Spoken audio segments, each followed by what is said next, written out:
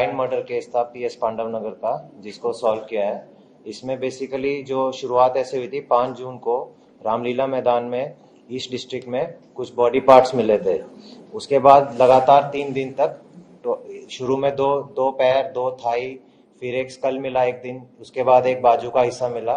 तो 3-4 दिन तक बॉडी पार्ट्स की रिकवरी हुई वहां मैदान से, और वहां एक 420 नंबर एफआईआर पीएस पांडव नगर में केस दर्ज हुआ। इसमें काफी जद्दोजहद हुई। पहले तो ये बॉडी को आइडेंटिफाई करने की, यूआईडी भी बॉडी थी, उसमें ये आइडेंटिफाई नहीं हो पाई थी। इसी कारण इस केस में कोई ब्रेक थ्रू मिल नहीं रहा था। तो उसी कारण, क्योंकि काफी वो था, ग्रुसम मर्डर लग रहा था कि बॉडी पार्ट्स हुए हैं, उस कारण हमारी कई टीम्स उस पर काम कर रही थी। इसमें फाइनली हमारी न्यू दिल्ली रेंज की टीम एसीपी उमेश भरद्वाज और इंस्पेक्टर राकेश के अंडर इनका ब्रेक थ्रू हुआ जब ये बॉडी को आइडेंटिफाई कर पाए। इसमें बेसिकली इन्होंने काफी जगह से उसमें फुटेजेस रिलीज हुई थी, और उसके हिसाब से इन्होंने टेक्निकली एनालिसिस किए और उसके साथ साथ डोर टू डोर वेरिफिकेशन की।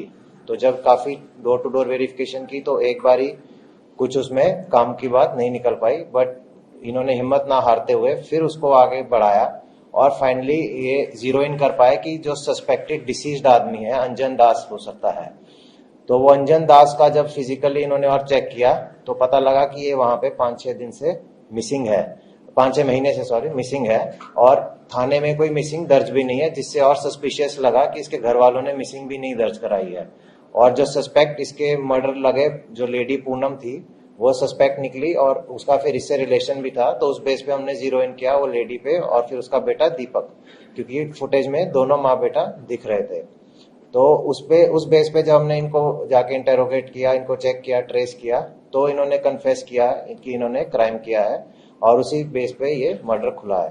तो इसमें जो इनसे अभी हमें, एक तो इन्होंने जो कपड़े पहने हुए थे वारदात जब ये फुटेज में दिख रहे थे, वो इनसे हमारे को रिकवर हो गए हैं, और उसके साथ साथ जो मोबाइल था डिसीज्ड का वो भी रिकवर हो गया है। इसकी इन्होंने बताया कि जो लेडी है ये पूनम, ये इसकी 2017 में इससे शादी हुई थी, 2011 से एक साथ रह रहे थे। 16 में जो इसका हस्बैंड था कल्लू, उसकी डेथ हो गई थी, तो उसके बाद इसने 2017 में उससे शादी कर ली थी। तो जो दीपक लड़का है वो कल्लू का बेटा है, और उसके साथ एक बेटी भी थी। तो दीपक की शादी हो गई थी, फिर वो अलग रहने लग गया था। ये जो आदमी था, इसकी शादी गांव में बिहार में भी हो रखी थी, इसके 8 बच्चे थे। तो ये क्या करता था, पूनम के शुरू में जेवरात वगैरह इसने बेच के वहां घर में पैसे भेज दिए थे, और अभी भी कुछ कमाई के साधन ज्यादा नहीं कर रहा था और वो उसी पे डिपेंडेंट था। तो इनके आपस में झगड़े होते रहते थे, तो उसी बेस पे इनके झगड़े रहते थे। और फिर पूनम को ये था कि ये उसकी बहू और बेटी पे गलत नजर भी रखता है, तो उस बेस पे इसकी और राहुल, इसकी दीपक की बात हुई आपस में। जैसा डीसीपी अमित ने बताया कि बहुत मशक्कत हुई है इस केस में, बहुत मेहनत हुई है, और जो बहुत सारी टीमें इसमें पहले लगी हुई थी उनको कोई सुराग नहीं मिल पाया था।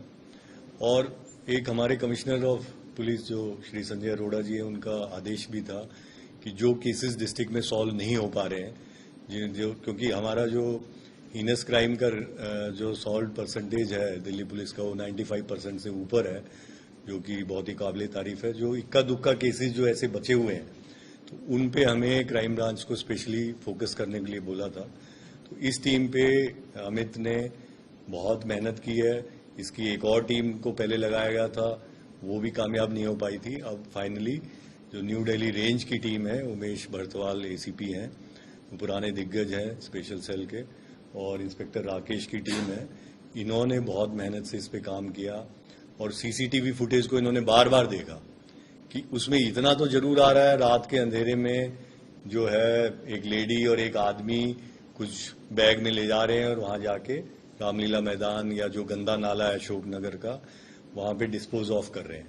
लेकिन उनकी चेहरा या उस तरह की आइडेंटिटी स्टेब्लिश नहीं हो पा रही थी कि ये कौन लोग हैं। वहां पे पूछा गया कोई मिसिंग पर्सन है, कोई गायब हुआ है जिसकी बॉडी इन्होंने डिस्पोज की है, उसमें भी कोई कामयाबी नहीं मिल पा रही थी। इन्होंने आसपास के पुलिस स्टेशंस की सारी मिसिंग छानी, उसमें भी कोई कामयाबी नहीं मिली।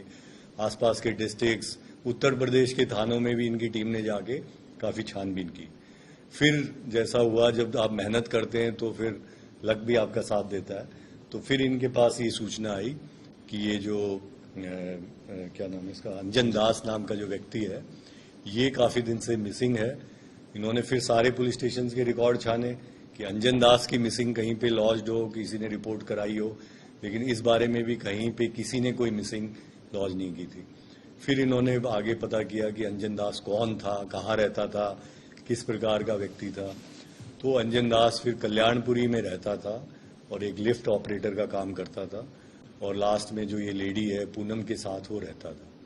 फिर इन्होंने पूनम और उसके साथ जो इसका लड़का है दीपक, इनसे पूछताछ की, जिसमें काफी विरोधाभास आए, साइंटिफिक इंट्रोगेशन हुआ, कॉन्फ्लिक्टिंग इनके वर्जन्स थे, और बाद में इन्होंने डिस्क्लोज किया कि कैसे कैसे इन्होंने सारे इसको अंजाम दिया है।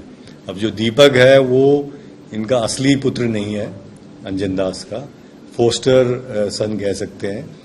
इसमें जो पूनम की जो कहानी है वो बिहार से शुरू होती है। जब ये मात्र 13-14 साल की थी तो एक सुखदेव तिवारी से इसका विवाह कर दिया गया था, और सुखदेव तिवारी इसको छोड़ के, वहां एक बच्ची भी होगी थी इससे, वो आ गया दिल्ली रहने के लिए, और दिल्ली में आने के बाद इसने इससे संपर्क तोड़ दिया। तो ये वहां से ढूंढती हुई आई सुखदेव तिवारी को। सुखदेव तिवारी इसको कहीं नहीं मिला और इसको कल्लू टकरा गया। फिर ये कल्लू के साथ रहने लगी, और कल्लू से इसके 3 बच्चे हुए, जिसमें 2 लड़कियां और एक ये तीसरा दीपक नाम का लड़का था। वहां पे रहते रहते फिर कल्लू भी शराब वगैरह के नशे में इसके साथ बदसलूकी करता रहा। इसको अपना जीवन यापन करने में काफी परेशानियां आई, और फिर धीरे धीरे इसको ये अंजन दास जो तीसरा आदमी है ये टकराया, और अंजन दास के प्रति इसको कुछ उस समय लाइकिंग होगी, और ये जैसे ही कल्लू की मौत हुई लिवर फेलियर से, तो ये अंजन दास के साथ रहने लग गई। और अंजन दास का इसको नहीं पता था कि उसकी बिहार में एक ऑलरेडी एक फैमिली है, और इसके 8 बच्चे हैं वहां पे जो बिहार में रह रहे हैं। जब ज्यादा दिक्कत तब आई जब दीपक की शादी हुई, और जो दीपक की वाइफ आई उसके ऊपर इसने बुरी नजर